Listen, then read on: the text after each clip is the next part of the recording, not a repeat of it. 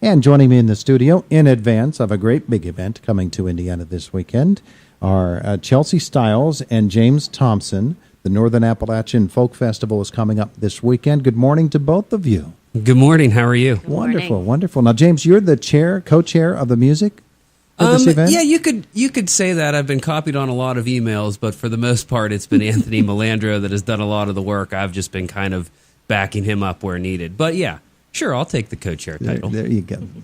You concur, Chelsea? I concur very much. I sit back and hear both of them talk about it all of the time. Well, Chelsea, you're actually going to be performing this weekend. Yes. James and I are both going to be performing because we're part of Melville Walbeck. So we are on stage on Sunday at 4 p.m., but we're also surrounded by a number of really great acts all weekend and in the evenings. So beginning around Friday, around 6 or 7 p.m., the festivities start. Yeah, Sure. Lots of music this weekend. I'll tell you what. When it comes to the folks involved in the festival and putting all this together, and I sit back and being from Indiana and being a part of it and just seeing the lineup and seeing everything that's available, it is something else. I'm really proud of everybody that was involved. Some really nice things, specifically, again, starting on Friday, the after hours. That's kind of what we coined it. It includes local establishments having local and regional acts that are some of them a part of the festival and some of them not, but it all ties in, and you can start your evening at the Folk Festival Friday evening. Participating outfits include Noblestein, Levity Brewing, Spaghetti Benders, H.R. Steinhaus, RBG, all hosting local acts beginning on Friday night and into the evenings on Saturday and Sunday. Wow. So the festival takes place on Saturday during the day, kicks off at 11, Sunday as well at 11, and it goes until, I believe, 8 p.m., and then after 8 p.m., you can go to one of these local establishments and see what type of folk music they have to offer and just kind of get around town, bring the family, very family-friendly. It's pretty exciting. I think it's really neat. The bands that we've booked for it stem a kind of local, regional to national touring acts, all on that folk scene. Some really big names, if you're familiar with that scene, that include Patty Larkin, the Pack AD, the Neilds, Slim Jim Phantom of the Stray Cats, the Bones of J.R. Jones. I mean, I can go on and on. Love Cannon, Commander Cody, Whiskey Dick. It's just, I look at this lineup and just think, wow, what a great job, and I can't believe it's just in our backyard here in Indiana. Well, that's the thing. To get them all here in Indiana for one big event is really an amazing accomplishment, I think. Yes, and all weekend long, all of these events are free as well. So there's also going to be craft vendors and food vendors and children's alley activities for kids during the day. So it's definitely family-oriented. Yeah. You can come up and spend your days here and then find something to do at night. So it's going to be a fun-filled weekend for sure. Tell me about Melville Walbeck. So we always are... gets a chuckle. James and I, are brother and sister. We formed our band back in 2003, so we've been playing locally for quite some time. We don't get to play as much anymore, but we do, whenever it comes to special events like this one, we do get out and play.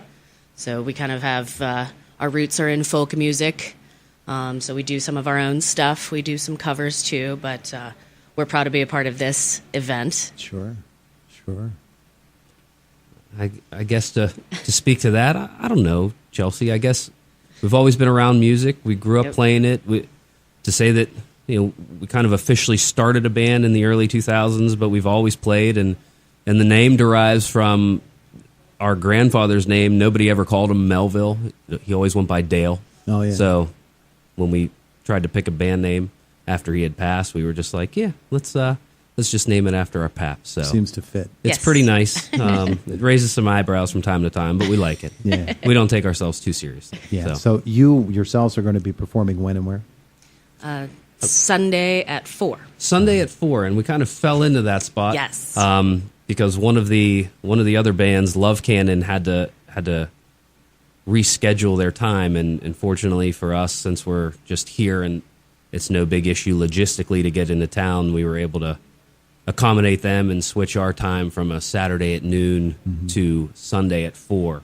But that isn't to say that you shouldn't try to catch Love Cannon Saturday Sure. at noon. There you go. As opposed to Melville Wallback Sunday at 4. Slide this here and slide that there.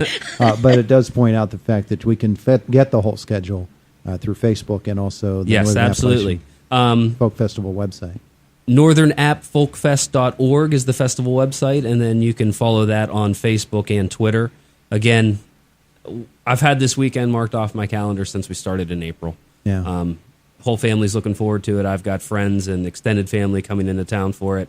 Should be pretty neat. Should be one of the highlights for me of the year. Well, it's one of the interesting things about this festival is the fact that it caught on so quickly, and not just here in this particular area or even this particular region, but it seems to have reached out into other regions and even other states really, really quickly and become a go-to destination.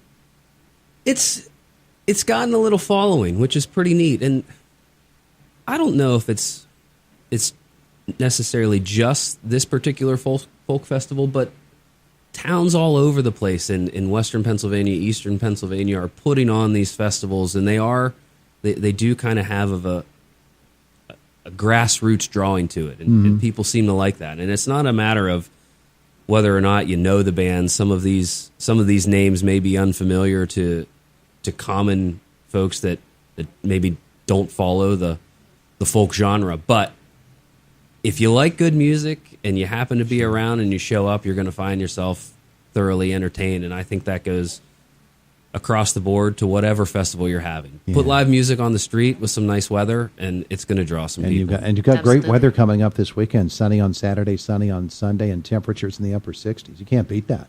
What else do you have to do? That's on order. That's weather on order. Now, I'm sure that down through the years you've been on stage or been able to see a lot of these performers that are coming this weekend. Who are the ones that you say to yourselves, Chelsea, you say, I have to see them this weekend? I saw Patty Larkin once in the late 90s, and I haven't had a chance to see her since then, so I'm very excited about seeing her. Uh-huh. The Pack AD is fairly new to me. They're actually from Canada. So they are kind of breaking in. They're not so much folk, but they're definitely independent, and I'm really looking forward to seeing them. Yeah. James saw Love Cannon a couple years ago at, I think it's Flood City Music Festival. Okay. And so we got in touch with them and are able to have them here. Commander Cody is going to be super exciting for a lot of folks. I'm excited about that as well as Slim Jim Phantom. And just about every act. We've been working on pulling these folks in since Jay mentioned April. I think we started having discussions back in December as well, as far as figuring out the lineup. Yeah. So, yeah. James, there's one or two that you really want to be able to see this weekend? The Bones of J.R. Jones have been on my playlist on repeat as of late. Just relatively new. Last Discovered October. them. Yeah, I discovered them personally less than a year ago, and man, his sound, it's something else. Love Cannon, if you're a bluegrass fan, they play bluegrass 80s music, which is really great. Okay. So they take your 80s hits and transcribe them on a bluegrass genre. It's pretty neat. And the Neilds are, hands down, a really nice professional duo, and some of the things that Chelsea and I do try to mimic the Neilds. Well, it's coming up this weekend, Northern Appalachian Folk Festival. Everything gets underway on Friday night, correct? Friday night, the NAFTA hours. It includes a number of local acts: Artist Hand Gallery, Spaghetti Benders, Levity Brewing, Noblestein, RBG, and acts such as the Homegrown Grass Band, the Grand Old Dames, the Shivers, the Keep It Downs, Nathan Schaefer. These are all local folks that you can see, localized regional acts. Old Number 7, Messina Worley, the Alex Price Trio, Whiskey Dick, James Honeycutt, Frankie Johnson, all locals, all from the region. It's really neat. That's good stuff. yes. It really is. And the It's good to- daytime festival kicks off Saturday at 11 a.m. 11 a.m. Well, Chelsea Stiles, James Thompson, thanks so much for coming and visiting with us, talking about the Folk Festival. Thanks so Thank much you. for having It's us. been a pleasure. It's happening this weekend. It's Indiana in the Morning, presented by First Commonwealth Bank here on WCCS, AM 1160 and FM 101.1.